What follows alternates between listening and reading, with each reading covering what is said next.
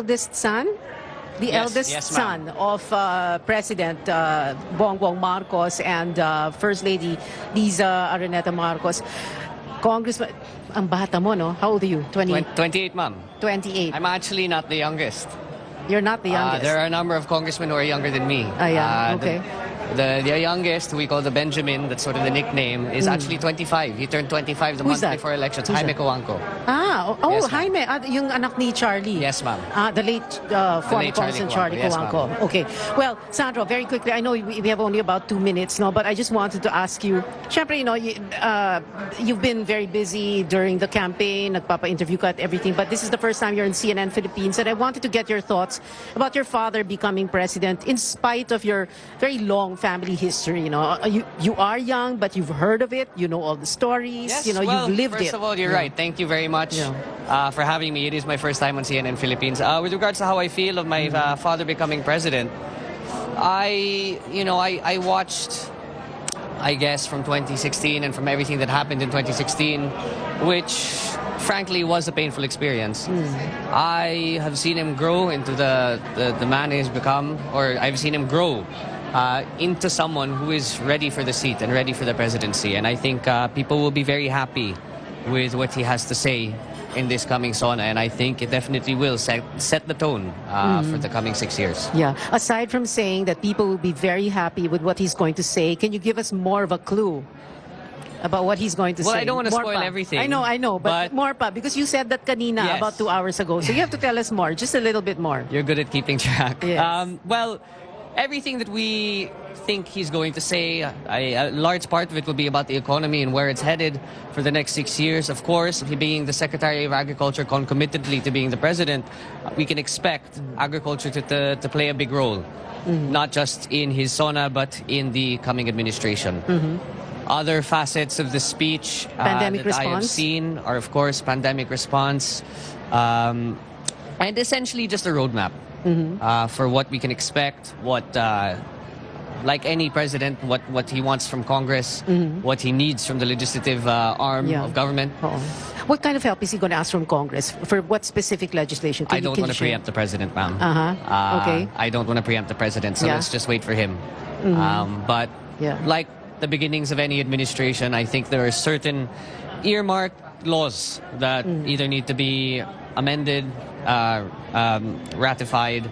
So I'm sure those will feature in his State of the Nation address. Will he address, like, this idea about charter change, amending the Constitution, not just political, not just about federal or parliamentary or how many terms for a sitting president, but also the economy, foreign investment? Personally, let's wait for what he has to say.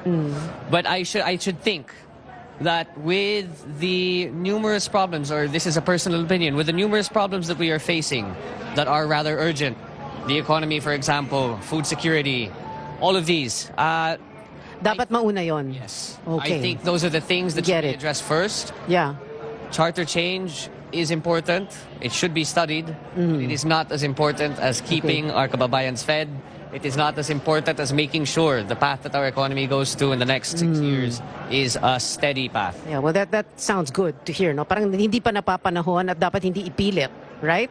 Okay. Will he be making announcements about appointments? Because there are a few more appointments in the cabinet, for example, or other government bodies, I don't think etc. the State of the Nation address is a appropriate venue to be announcing the appointments. Okay. I understand that there have been some appointments which have not been filled, but I think if you look at the process that this administration has taken with regards to the cabinet secretaries, it has been one of being meticulous with regards to picking the right person. And I think the mentality of our president was that rather than appointing someone and rushing it, he would rather take his time with the vetting and making sure that it's the right person than, like I said, rushing the whole process. So things take time. Yeah. But hopefully we're getting towards the end of that road, you know? That road. Yeah, okay. I know I said we only have 2 minutes, but I'll stretch it to just one more minute, no, I want to ask also. No problem, ma'am. During his inaugural address on June 30th, one of his last lines, he talked about, and he never mentioned the 31.6.5 million who voted for him. He talked about 110 million reasons to be confident. No, it sounded to me like your dad was steering away from talking about how divisive the election was. Is that what he's trying to do now? And how would you, as his son, try to address all these issues that, we have many political forces that don't agree with him, that see this as a very strange happening, to have a second Marcos as a president?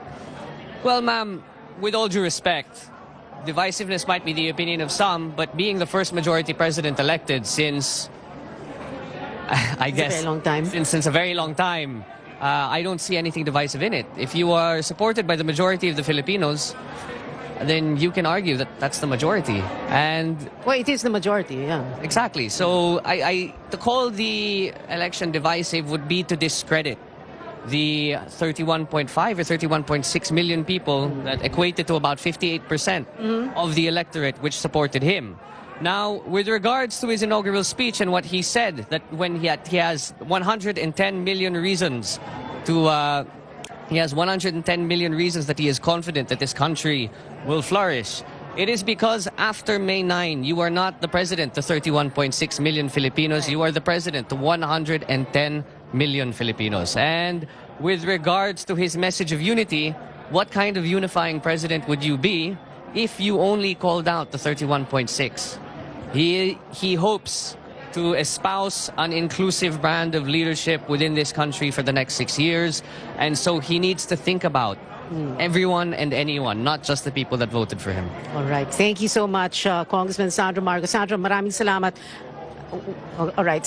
I know you need to go and have lunch. No. We have to be in the hall by 3. Oh, yeah, that's right. Okay, sige na. You can go now. Okay. Thank you. Thank you very much. Go ahead. Salamat.